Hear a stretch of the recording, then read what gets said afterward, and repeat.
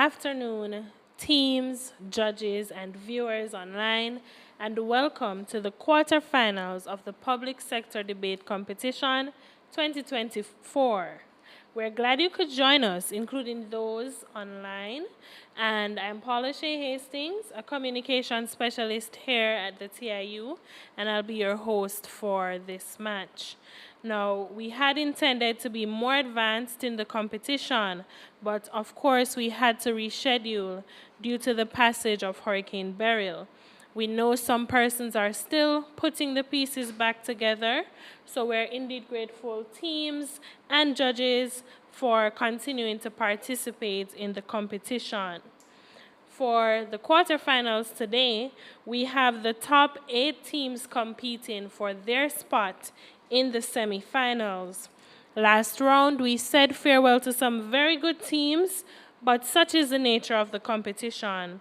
If you missed any of those previous matches, you can still catch them online at our Facebook or YouTube pages. Now for this match, we have the Ministry of Agriculture, Fisheries, and Mining versus the Teaching Service, both newcomers to the competition who have been doing very well, and they will be debating the moot, be it resolved that regional integration should be pursued over bilateral or multilateral relations. I know we're excited to get started, so first I will invite Team Proposition to introduce themselves.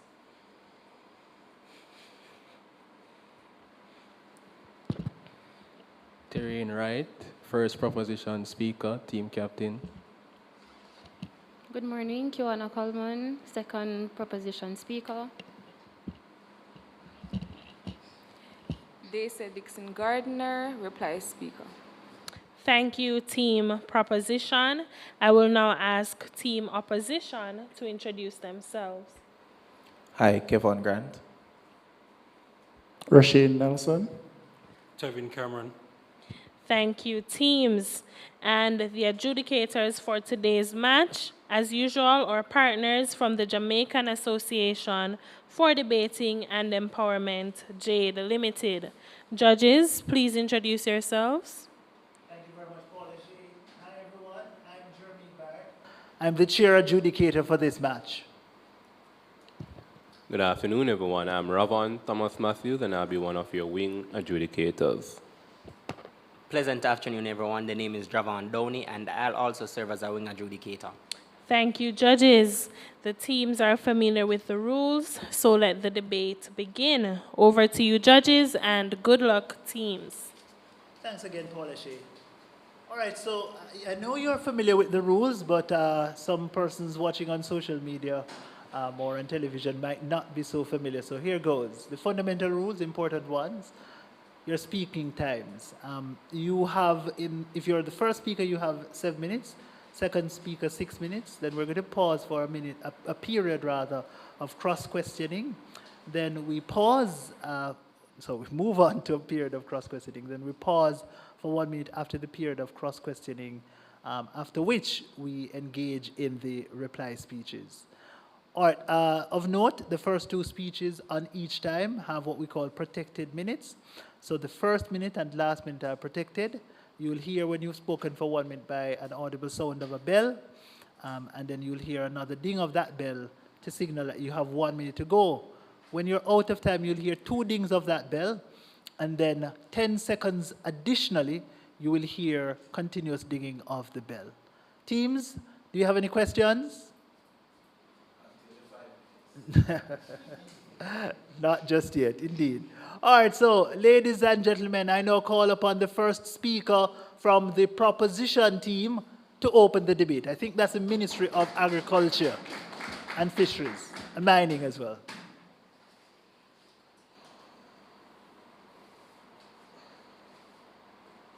All right, I'll just start.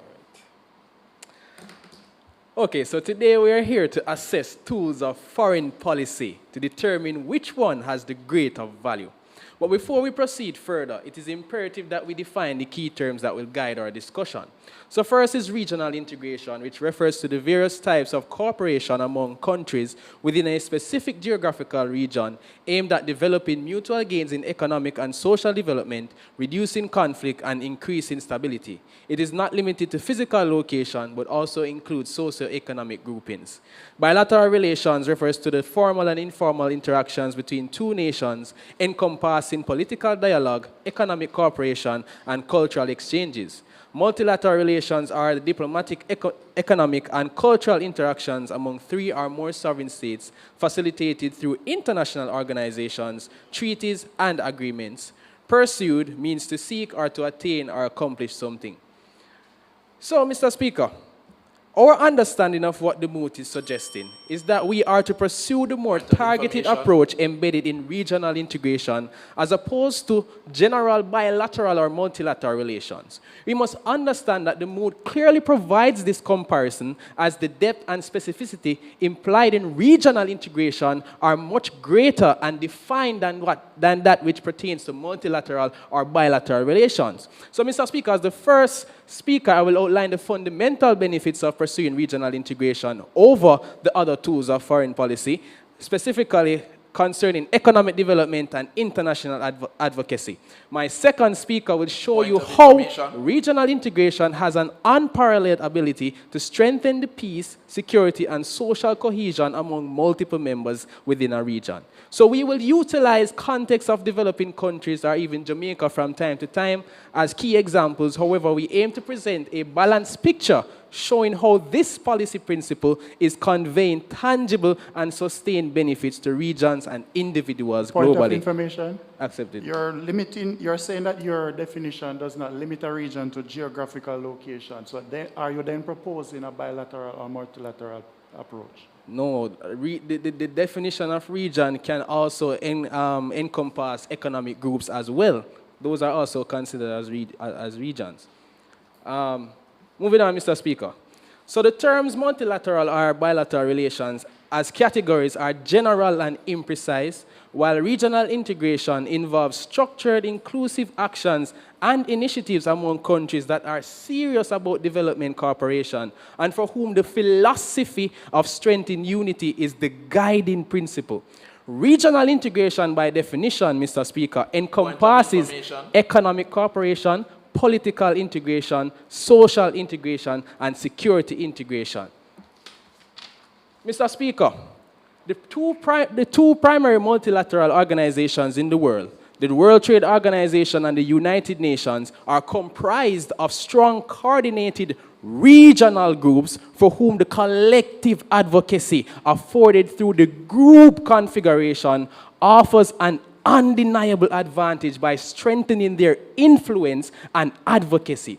It is then our view, Mr. Speaker, that regional integration is a cornerstone of foreign policy which can be leveraged to maximize outcomes in multilateral and bilateral fora.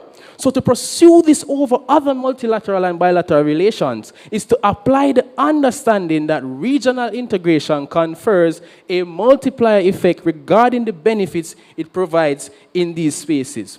So Jamaica is a member of CARIFORUM, which acts as one unit, but consists of all the pooled resources and capacity of CARICOM countries in the region and our regional trade partners, such as the Dominican Republic. It is only this configuration that Jamaica is able to negotiate with the EU, which is also a group of countries functioning as one bloc. As much as Jamaica would like to engage in a bilateral relationship with the EU, on its own, Jamaica lacks that financial and economic capacity to undertake a negotiation with the integration,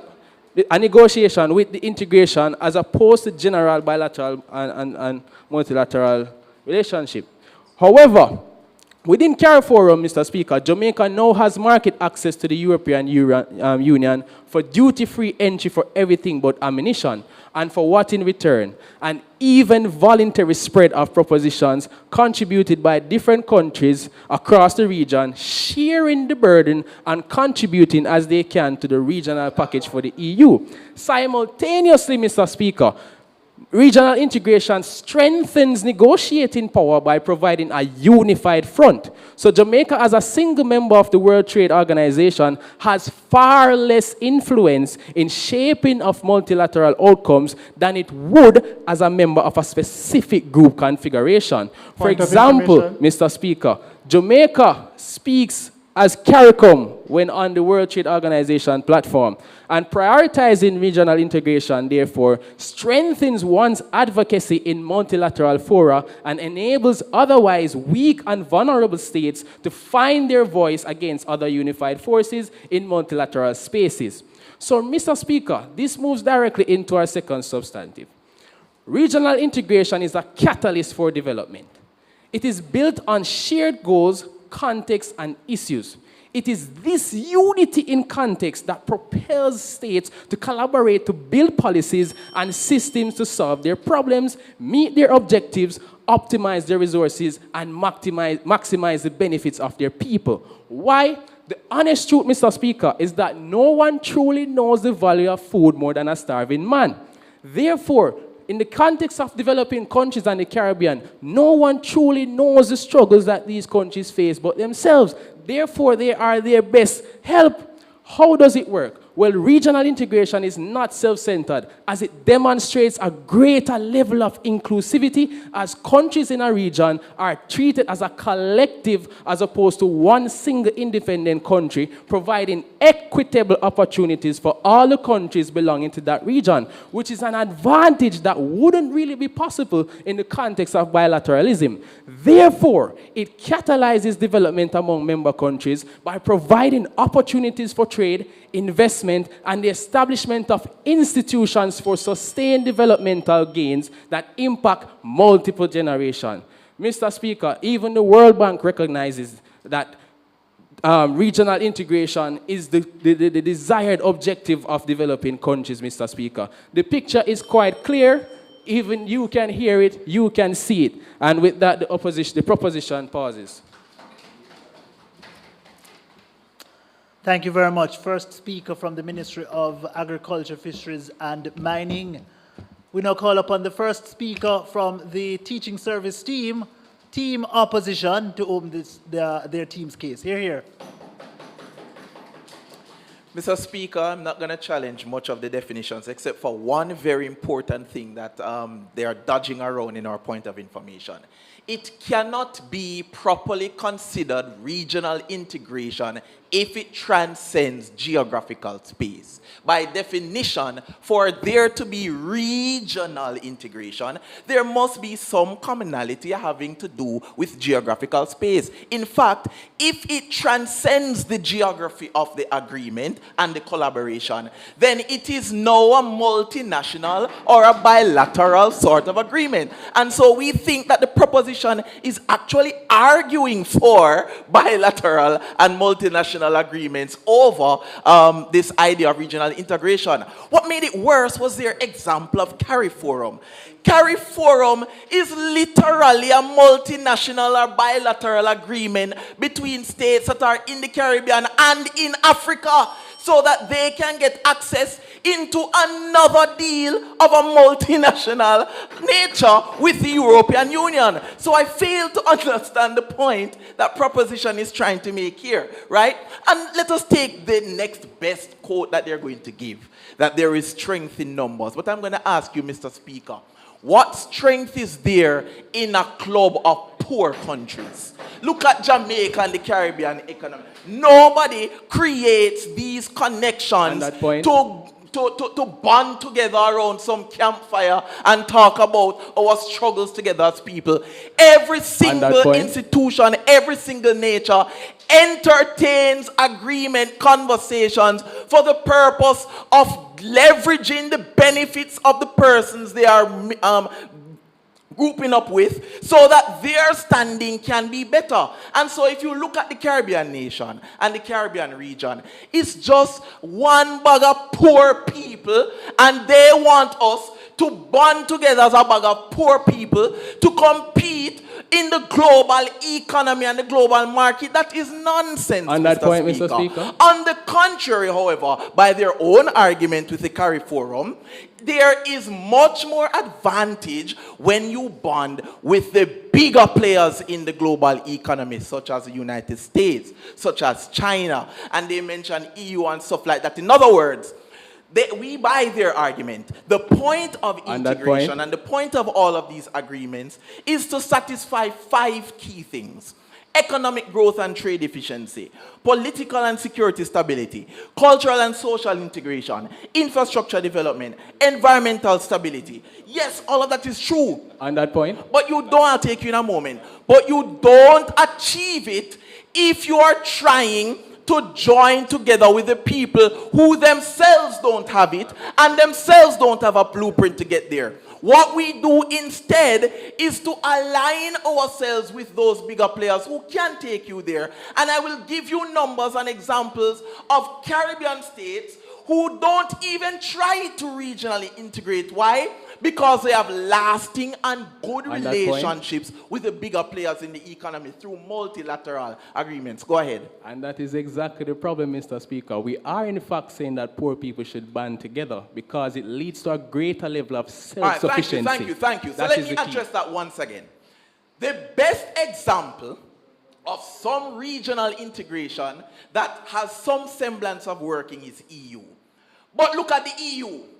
Austria, Spain, France, well, no longer Britain anymore.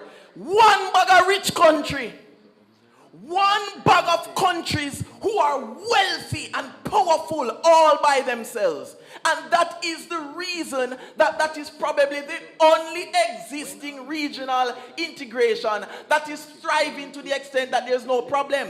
If you look at the African states, even they are disbanding, because just last week I got a text on my phone that Nigeria and 2 other countries are pulling away from the African Union because of a problem of sovereignty, which takes us to our first point.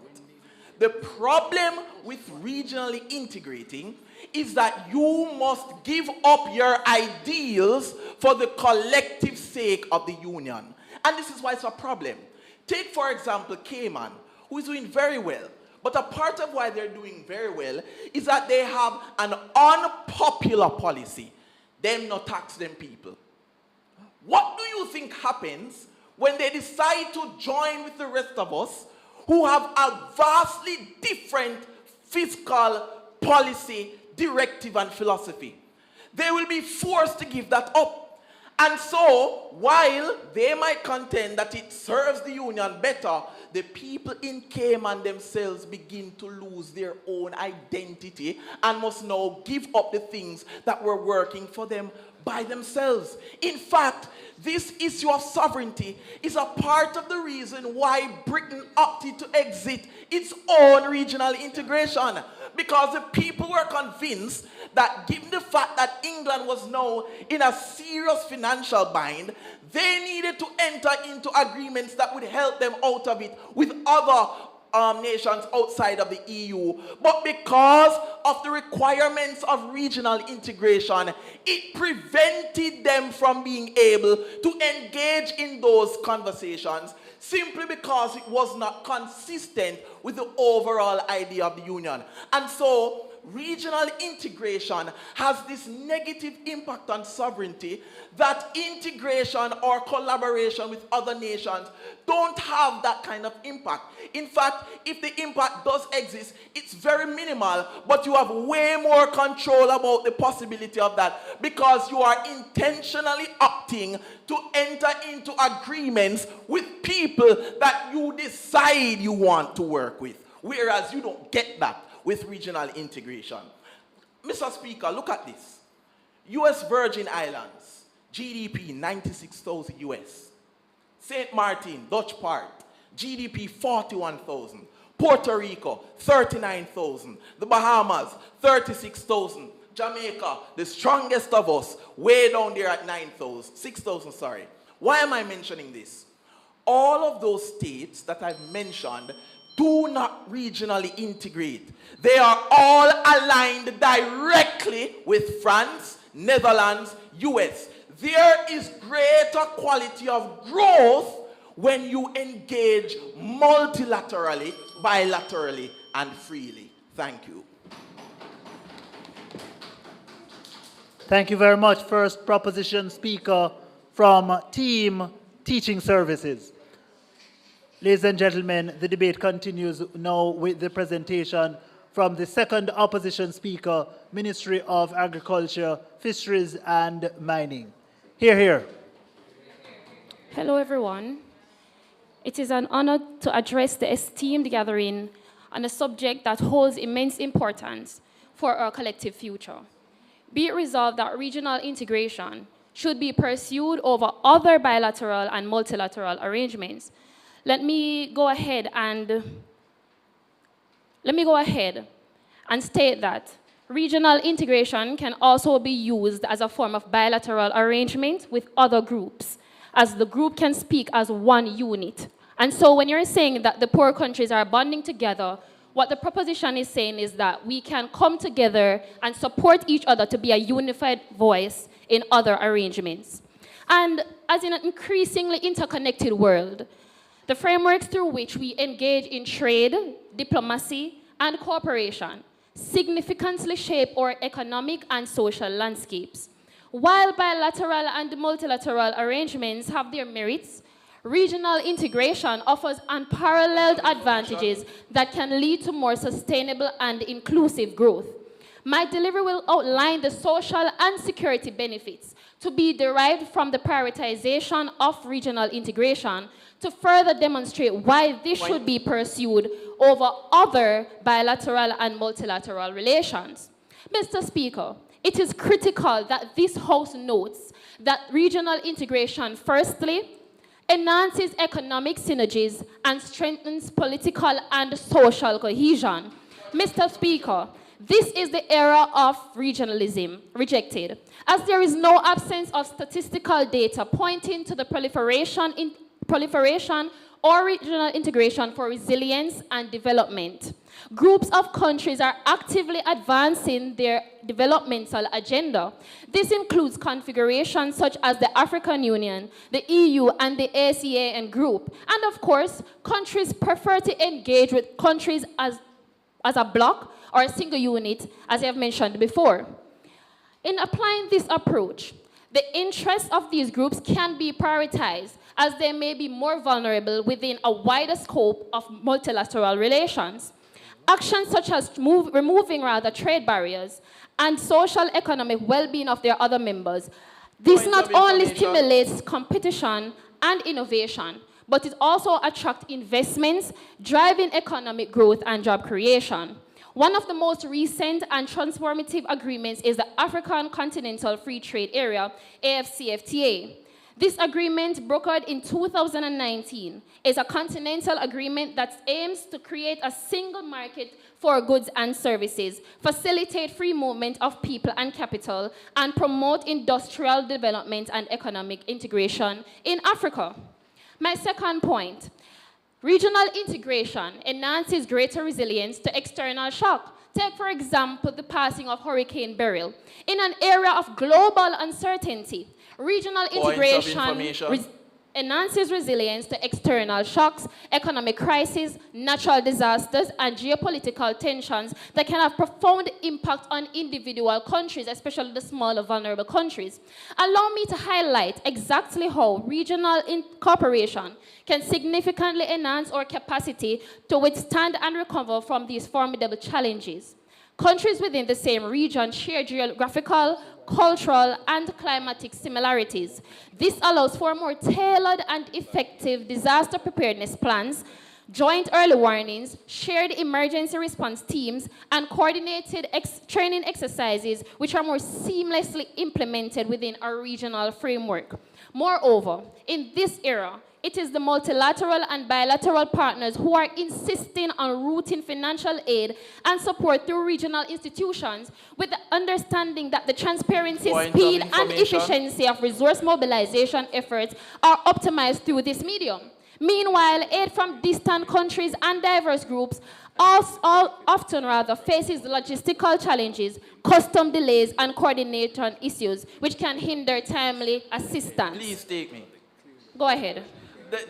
Jamaica's always been able to access that support from international community independent of CARICOM. And so it is always easier and better for independent states to access those collaborations outside of union, because in a union, they will be forced to collaborate with entities that they don't even agree with in terms of their philosophy. I think the opposition is saying that we should continue to stretching out our hands to the bigger countries and always depend on them to help. And the proposition is saying that we should stand our grounds and unify ourselves and our voices within a bigger framework. Third and finally, inclusive and sustainable, and I quote again, inclusive and sustainable development and amplified global influence. Regional integration promotes inclusive and sustainable development by prioritizing regional infrastructure projects, educational exchanges, for example, the University of the West Indies, rejected, and social programs. Integrated regions can address disparities and uplift marginalized communities. This holistic approach ensures that the benefits of growth are broadly shared, right? Fostering social stability and long-term prosperity. Finally, regional integration amplifies the global influence of participating countries. In a world where geopolitical dynamics are constantly evolving, a unified regional bloc can wield greater bargaining power. In conclusion, while bilateral and multilateral agreements have their merits, it is better to pursue regional integration over what the opposition is saying. The proposition pauses. Thank you very much. Wow, such energy, such spirit. Seems like Beryl didn't affect you at all. All right. So the debate continues, swinging back to the opposition team. This time we make way for the second speaker on team teaching services. Let's make that speaker welcome. Here, here. Mr. Speaker and members of this House, I must tell you what I'm going to bring to you and do some rebuttals as I go on. So first of all, I want to bring to you the idea clearly that our region is just bad for integration. Integration is impractical in our region. And secondly, I want to highlight to you that bilateral and multilateral relations are more sustainable. Matter of fact, they are the present and they are the future. But for some rebuttals, we get from our opponents that we must stand our grounds. But I want to posit to this House that if we stand our grounds as a club of poor countries, dog, nyam, we supper. Bilateral arrangements, as the second speaker would have outlined, is the region coming together and then partnering with other countries versus the reality of what a bilateral relation is. It's a country versus another by means two. So, but take it as it is. They are therefore saying that the motion tells us clearly that regional integration is sought or pursued over other bilateral and multilateral relations. So they are saying the Caribbean versus other countries. In essence, what they are saying is bilateral and multilateral agreements involving the nations of the region reaching out to other countries. But let's take them at the best. External shocks they also mention. And when we look at the history of the region, when we suffer any challenges, who is it that helps us? United Nations, USAID, and the list of help is normally from external sources. So our region is bad for integration. It's impractical. It's bad because there's a lack of support, and over the 50-odd years of this integration, not yet, we have seen that CARICOM countries don't normally support each other as they should to bring about meaningful integration. There's lack of cooperation among countries, and this has caused a struggle to implement decisions effectively. And what really holds the region together, the CARICOM region, is the fear of backlash from the citizens of the country. So it's basically fear that keeps us together. On now, that point, we are failing at the 4 pillars of CARICOM, the 4 objectives of CARICOM, which our opponents would posit as benefits of being in a regional integration. So these 4 pillars: economic integration. CARICOM's history tells us that there have been sporadic periods of growth followed by declines, and this inconsistency has eroded confidence in the region.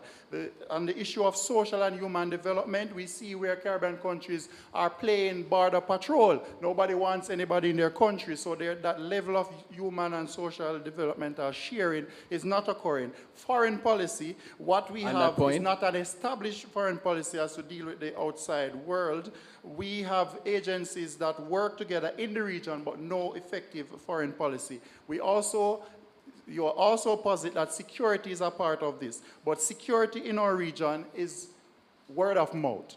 The region says we are a zone of peace, and we expect other countries to respect that, and we know fully well that we don't possess the resources to defend ourselves from international threat. So the truth is, we are a club of poor countries. We don't have the collective industries needed to compete on the global stage, and we are a club of poor countries without links, and seeking more links is a problem for the proposition. So they say no one knows the struggles of the hungry man like another hungry man, but no one can help that hungry man when he's sitting around with his fellow friends who are starving, white squall taking down their jaws, and they're not able to help each other. But at the same time, somebody else is offering help, and you say, no, stick together in the hungry club. On that point? Taking your point quickly. Is it that you're suggesting because I am poor, I should not seek to better what myself? we are saying on this side is that at the end of the day, the international community does not even see us as a cohesive and viable region. Take, for example, because of our geographical disparities and our dispersed nature, the level of investment that must go into helping us as a region is difficult and too costly. And so bodies like the European Union, don't even see us as a cohesive region. One of the largest international aid agencies don't see us that way. So member states in the EU with an interest in the region, they see bilateral cooperation as more viable for several reasons. And the deliberation process of choosing a country to partner with and also trying to be fair will run them into problems. It lends itself to extensive deliberations. And when they choose to collaborate with the entire region, what we end up with is that the stakeholder benefit is not seen. So bilateral and multilateral relations as the way of the future and the way of the present. When we take, for example, the BRICS model, we see that Brazil, Russia, India, and China, and South Africa have formed an alliance that works. It gives them flexibility and adaptability, it gives them diverse partnerships, and it also gives them economic resilience. And if the Caribbean should adopt this model, what we get is that we have more flexible alliances and partnerships adjusting to global economic shifts and geopolitical changes, engaging with various nations as with BRICS outside of their region and grouping, and this enhances their influence and creates a network for partnership that bolsters their economic standing. So with BRICS, we see the nations maintain their sovereignty and political autonomy while they collaborate. So with a stakeholder analysis of all of this, what we see is that in the region, we see where the dominant countries can continue to grow, poorer countries will be stagnated with their model, but with ours, they have the opportunity to continue to grow. And so bilateral, multilateral cooperation gives the region a chance at freedom, while with regional cooperation, it's a prison sentence without a chance of parole. And we rest. All right, thank you very, very much for that speech. Second opposition speaker. All right, now we move to that exciting bit of our debate, the cross-questioning section. At this stage, we will invite the opposition team to pose questions sequentially to team proposition, and that period will last entirely for 10 minutes. 5 minutes allotted for opposition, the other 5 to proposition for questioning. All right, so with 5 minutes on the clock, team opposition, teaching service, you may ask your first question of Team Ministry of Agriculture, Fisheries and Mining. Who's keeping it here?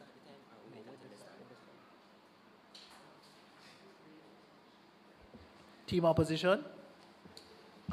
So, firstly, how do you respond to the issue of the geographical disparity in the region, the fact that we're separated from the sea? How do you respond, separated by seas, how do you respond to the issue of investing in it as a single region, driving up the cost of investment, thus pushing people away from wanting to invest in the region? Go again with that question. So because we are separated by the sea, it means that if they want to invest in the region, they have to invest in us all together. So they can't just come to Jamaica. So they have to be in Jamaica, St. Kitts, Trinidad, all over, which means investment cost setup is higher.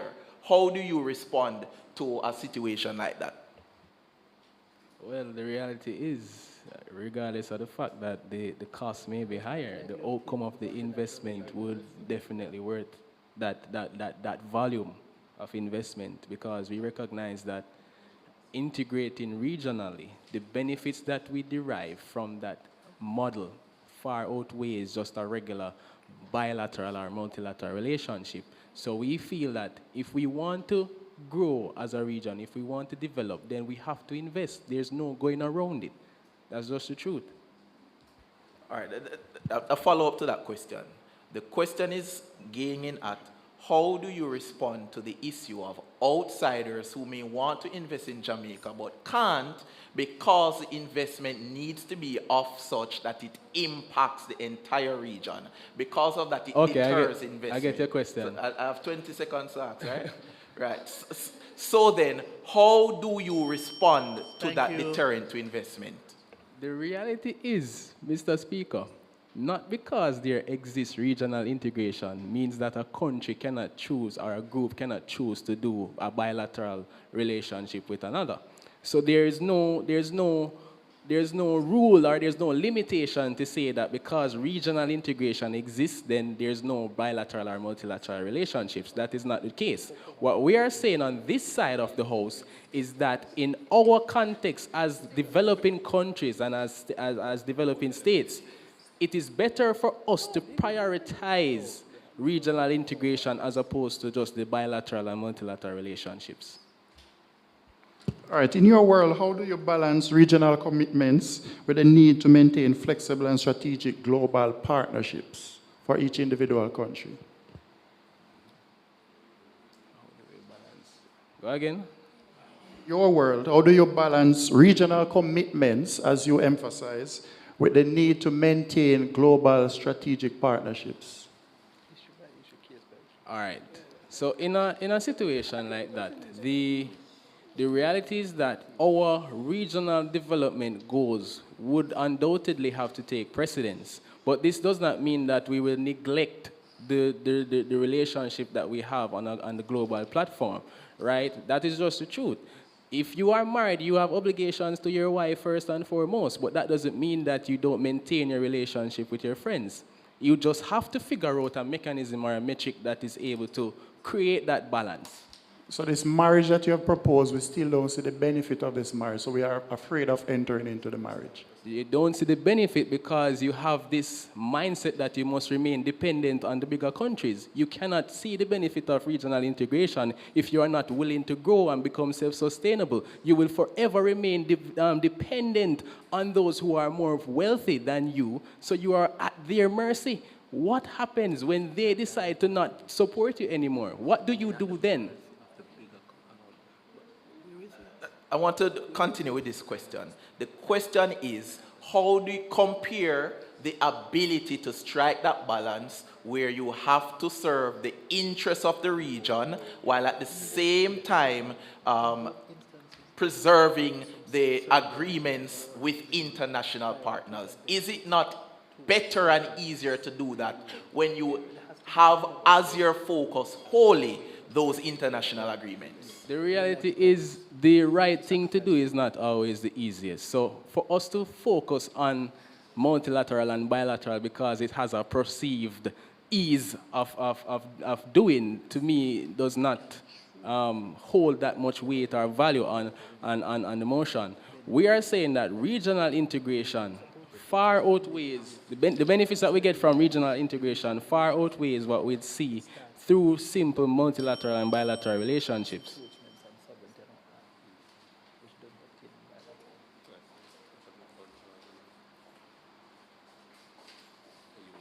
All right, thank you very much for that exchange. The exchange continues this time with the questions being posed from the Ministry of Agriculture, Fisheries and Mining to the Teaching Services team. Okay, so our first question. Do you understand the weight of what is implied in the term integration? And are you seeking to provide a new Moot which provides a type of bilateral or multilateral relation that can be matched with regional integration? So we understand quite well what integration means. We're not proposing a new Moot. What we are saying is that there are more benefits to seeking to pursue bilateral and multilateral relations. We have explained to you those benefits, and on the same premise that you're proposing that there are benefits to regional integration, we are saying that in our model, those benefits are also seen, and they're seen in a more substantial, even exponential way. What is your... In addition to that, what we are contending is that integration comes with it an element that is problematic, which specifically it attacks the ability for individual states to remain sovereign. You don't get that challenge otherwise. How exactly does it threaten sovereignty? Our first speaker would have clearly outlined that, taking Cayman, for example, they would have to cede some of their financial policies to be a part of the region, to integrate completely with the region. So there's some hesitance to fully integrate, and when there's full integration, countries would have to cede some of their policies to be a part of the region and to be effective in the region. Moreover, we contended that because you are integrated as a region, the decisions have to be collective. And so because it is collective, in the case of the African Union, Nigeria exited because the collective consensus was to cede to French and Western philosophies, which Nigeria individually disagreed with. We can, is just, we're limited to just questions, or we can make a comment? All right. Hold on. Okay, so explain to us, how can, for example, Jamaica achieve greater political influence globally through multilateral relations as compared to acting as a part of CARICOM, as a bloc? Oh, that's pretty easy. I mean, right now, we are achieving it. Not too long ago, we had local government elections where international communities came to Jamaica to observe what was happening here in Jamaica. So this idea that you are presenting to the judges that we need integration to be able to access the global market is just false. In fact, West Indies Federation failed because Jamaica was achieving it by itself, Trinidad was achieving it by itself. The others needed us for them to be able to achieve it. But when one of us left, the entire thing crashed. In other words, it was easier to get it by ourselves, not as a unit.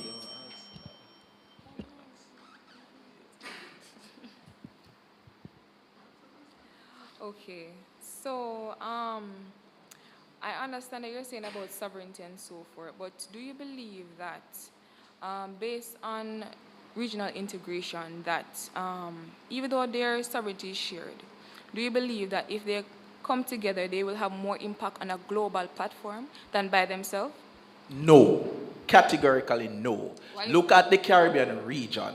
What really do we have as a unit that we can present and compete globally? Nothing. No products that the world really needs. In fact, the things that we are good at them by ourselves. Tourism and stuff like that. And so there is no advantage to competing on the global scale by integrating, because it doesn't make our products more greater in terms of volume, in terms of reach, or anything like that. It's just totally false.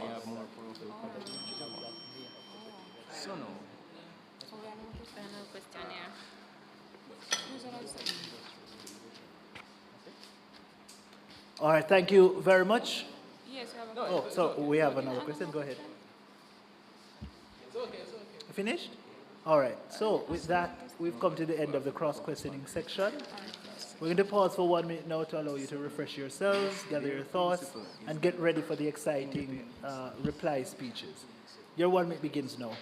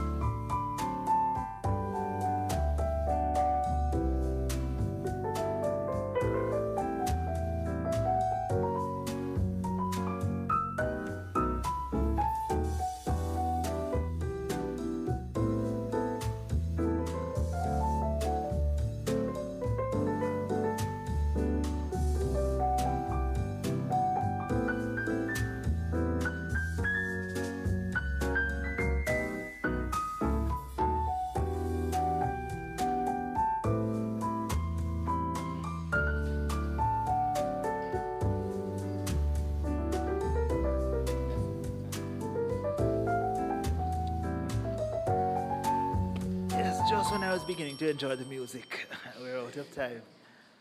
All right, so we are at that point where we enter into or we listen to the reply speeches, beginning with that from the opposition. Mr. Tevin Cameron, you're up now. Ladies and gentlemen, esteemed members of this House, as a reply speaker, I stand reaffirmed our unwavering stance against the motion. In my speech, I will summarize and fortify the arguments that was presented by Kevin and Rashid. Now, from the outset, the opposition has articulated clear and comprehensive arguments against prioritizing regional integration over bilateral relations.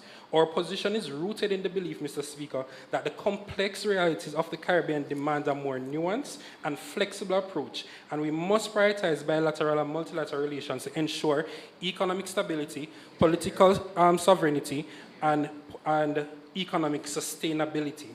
Now, there were a number of clashes in this debate, and I'll be outlining them as we go along. Now, the first clash was this thing about economic benefits and prospect. From their model, they say that regional integration can provide significant economic benefits by creating larger markets and increasing regional trade. But for us, all of that they have presented is theoretical and not practical. And that is what Roshan spoke about, the practicality of the multilateral and bilateral agreement. Now, for us on that clash, we explained that bilateral and multilateral relations allow for tailored economic agreements that addresses specific needs and strengths of countries involved. We won on that clash because our model brings about the most significant economic benefits that the very thing that this region actually needs. The second clash that we saw in this debate was this practicality of implementation. They said that, in their model rather, they basically say that regional integration breeds complexity, which increases depending on number of countries and the depth of integration. But for us, regional integration is outdated and impractical. Bilateral agreements are generally quicker, simpler to negotiate and implement. Bilateral and multilateral relations enable us to form alliances and partnerships that align closely with our national interests without diluting our political autonomy. We win on this clash because practicality has to do with efficiency and sustainability and suitability. Bilateral and multilateral relations are efficient in terms of time and simplicity of process while offering the most reliable approach to urgent needs of the region or particular country. Now, there's this idea of how does political sovereignty is disrupted through regional integration. We believe that the Caribbean as a region is failing. And the 4 pillars at which we are failing as a region is economic integration, social and human development, foreign policy coordination, and security. By ourselves, Jamaica is proving to be more efficient and stronger at all these pillars.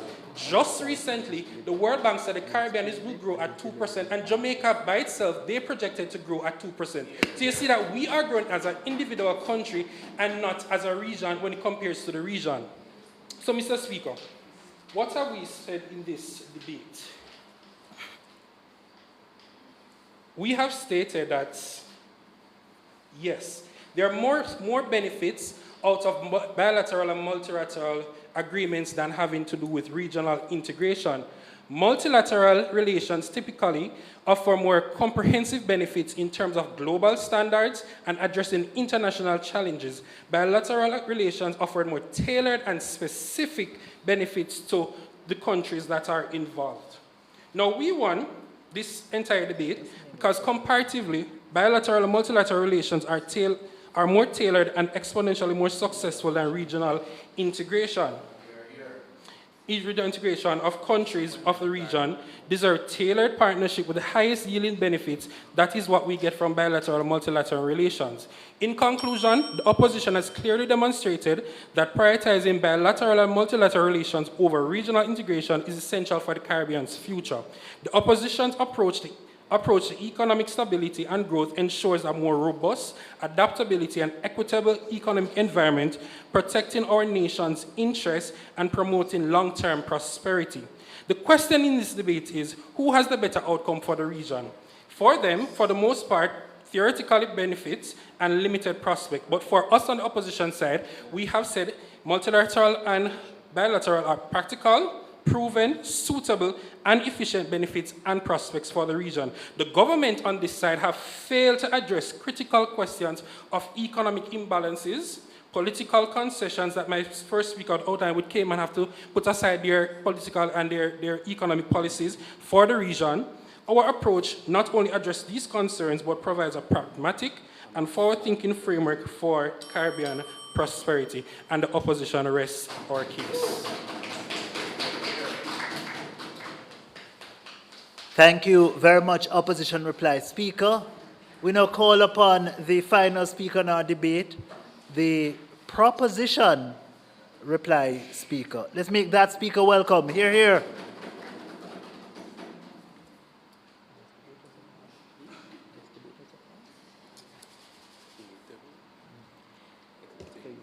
Not because we are poor. That doesn't mean we should not help ourselves. You are saying that each country are doing well in the Caribbean in their specific way. That is why we should pool our resources and become self-sufficient. If we don't, when the bigger head speaks, then we have to move. You are being selfish and you need to get out of this begging mentality and move towards self-sufficiency. Jamaica is in so much debt because of dependency on the bigger heads. Thank you. Okay. Mr. Speaker, the opposition has presented theories and ideas, but let me present some facts that demonstrate the successes of regional integration. According to the World Bank Group, there have been 22.7 million direct beneficiaries of regional integration programs, with 183 million targeted in Africa. Since 2014, more than 80 Africa Centers of Excellence have been established in 50 universities across 50 countries, producing over 70,000 graduates. Let's even look at the EU. The single market created through the EU has driven their economy. How? It enables them to eliminate the risk of current fluctuation, coordinate boundary control and trade measures, and share costs for global advocacy and foreign policy. Through a single market, the EU accounts for 15% of the world's trade in goods. Praise God. Okay, could this be possible for small countries like Bosnia and Herzegovina, a member of the EU, still recovering from the Yugoslavia wars of 1992 and 1995? Yes, it is possible through regional integration. The EU is currently one of the 3 leading global players in international trade, with a range of additional benefits in bilateral and multilateral trade and development.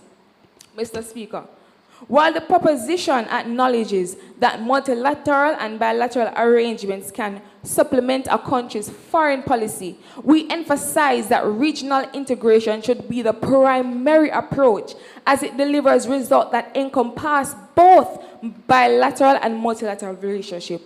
While bilateral and multilateral relationships offer flexibility and the opportunity for diverse partnerships, they often result in fragmented efforts and limited impact. They often result in binding commitments that can restrain vulnerable countries and are typically dominated by the same 5 countries: the US, the UK, Russia, France, and China.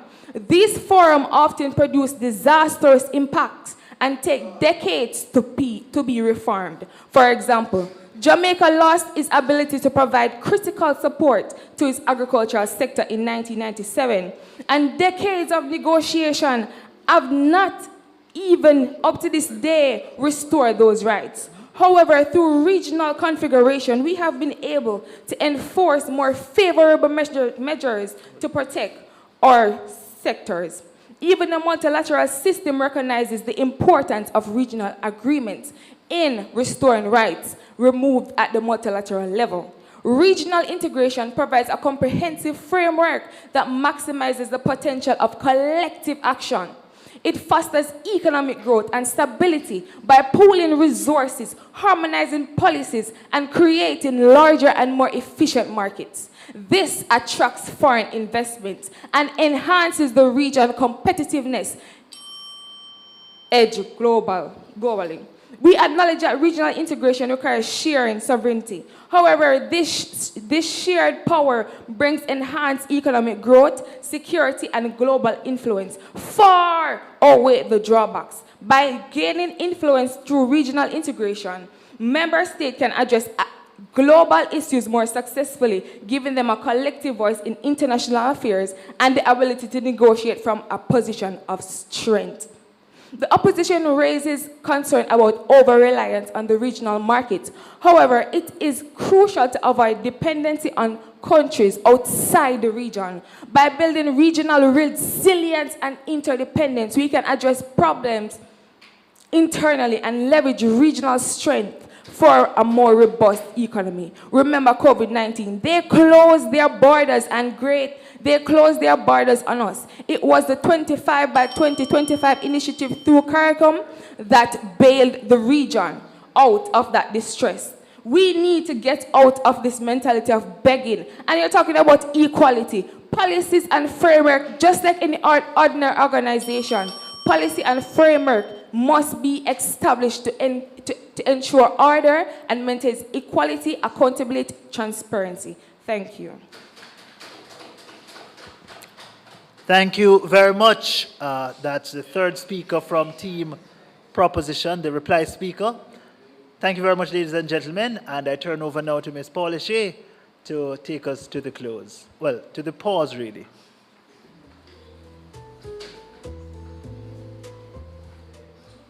Thank you, Jermaine, and thank you, teams, for your very spirited arguments. I'm sure the judges have their work cut out for them. And so without further ado, I will let the judges get to their deliberations while we take this opportunity to refresh ourselves and wait for the decision I know we're all eagerly awaiting. The next voice you hear will be that of our judge as he brings today's matches to a close and finalizes the 4 teams who will be making it to the semifinals. Thank you again, teams, and thank you, viewers, for joining us. Have a good day.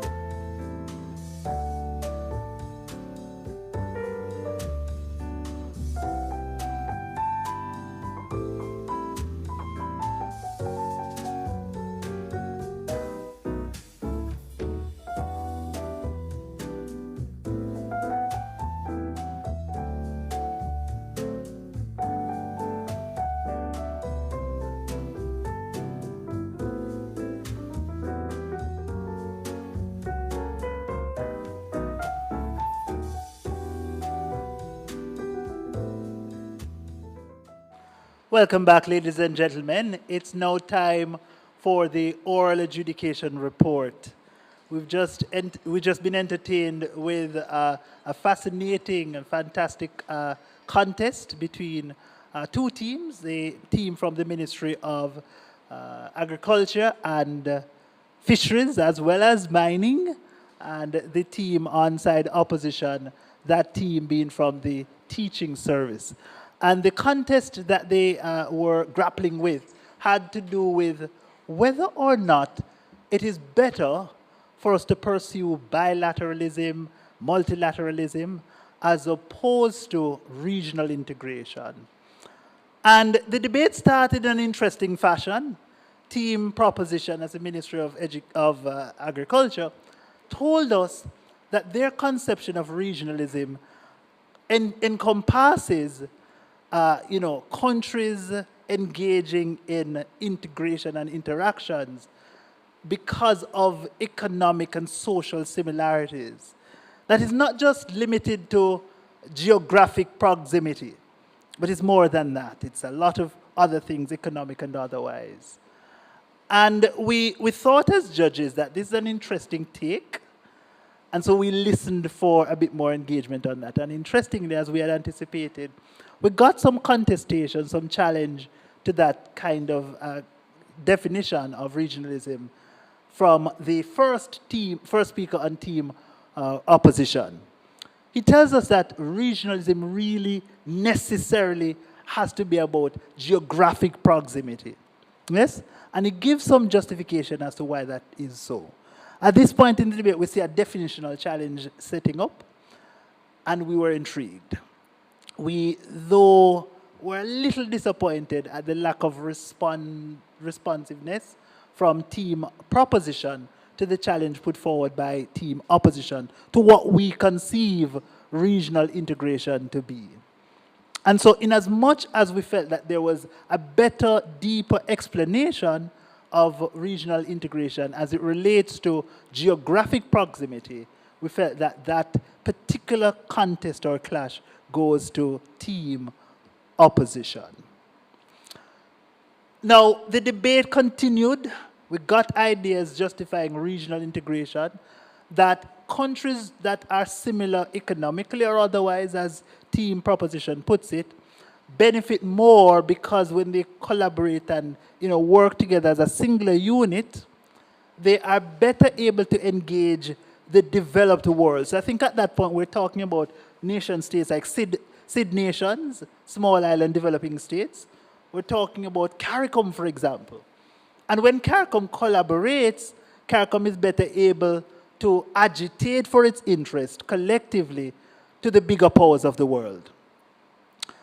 And this idea ran through throughout the government case, that there is seemingly an attempt at gaining some bigger benefit through the instrumentality of regional integration. It's not that regional integration is for that purpose only, though. We got the idea, again, that regional integration gives you a greater capacity to engage in terms of protecting yourselves from shocks, environmental shocks, and so forth. And the countries that are similar in nature are more sensitive to the calamities and the risks and the threats that fall upon countries within their particular regions. There's a kind of a common brotherhood of nations once you're a part of a region, team proposition tells us. 2 points of engagement on both of those two ideas. Firstly, if regional integration is in pursuit, oftentimes, not always, but oftentimes, in pursuit of multilateral engagements and bilateral engagements, then it seems to us that the end outcome, which is bilateral and multilateral engagement, is a better outcome or better, it is a better result than the means, which is regional integration.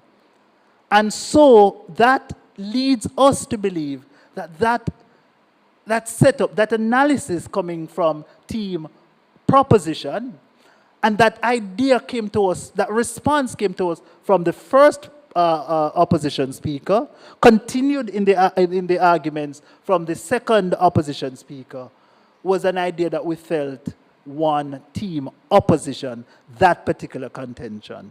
So two contentions won by the opposition team so far. Then we come upon this idea brought to us by the opposition team, which is the idea of sovereignty. That there is diminished sovereignty when you are a part of a regional coalition or bloc or, a sort of consortium of nations. And that your sovereignty is diminished in as much as you have to sort of subject yourself to the collective decisions of the group. That, they say, is useless, particularly in contexts like CARICOM, where that kind of setup is amongst countries that are economically underdeveloped. Yes?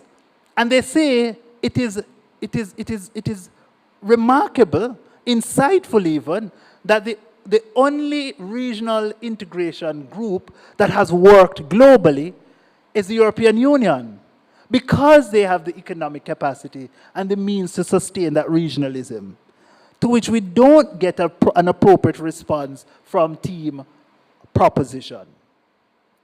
Okay? In fact, on the question about diminished sovereignty and how that harms the interests of the individual countries at times, we get no response from team proposition.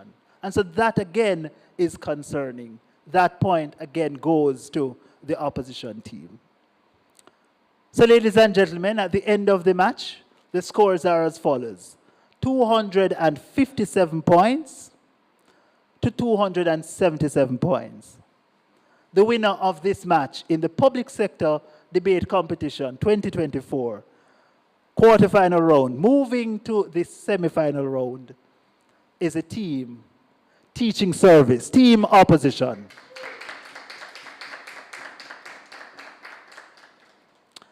So we thank you very much for that rather tepid applause. Audience, you ought to do better. Come on. Yeah? That's better. That's much better. And do an even better job for the second place team. Yes, because yes, they are in fact deserving of a rousing applause. The next big announcement, the best debater, that comes to us from the winning team.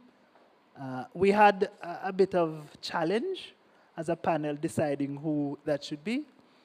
The tension for us as judges was between the third speaker, that's a reply speaker, Tevin Cameron, or the first speaker, that being Kevon Grant. And the decision was made that the best debater is in fact Kevon Grant. We feel that we need to caution Kevon Grant, though, for the shouting. We know you're passionate and we know you're convinced. Yes? But sometimes the passion can be a little much, yes? So tone it down a little bit, but the argumentation was on point. Another concern we had in the debate overall was in terms of the engagement at the point where we're having the cross question. We felt that the questions left a lot to be desired, particularly on the part of the teaching service team. And the responses also had some deficits there. So we want to encourage you to, next round, ensure that you have your questions documented or certainly demonstrate some keen understanding of the issue such that you're able to deliver a slate of good questions and also responses. All right. Thank you very much, ladies and gentlemen. See you in the semi-final round coming up in a few days, maybe weeks from now. Thank you.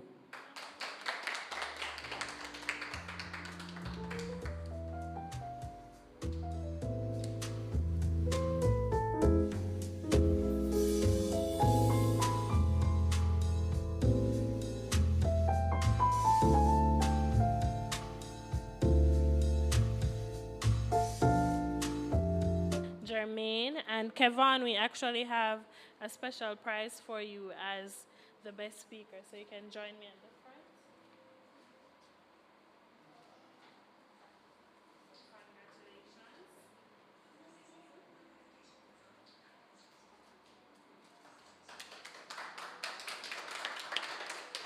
So, a final round of applause for both teams who did very well. We are at a critical point in the competition. The next step being the top 4 teams will battle it out to see who takes that closer step to being the champion of this year's competition. So be on the lookout for details for the coming matches. Thank you again, teams. Thank you, viewers, and I hope you all enjoy your afternoon.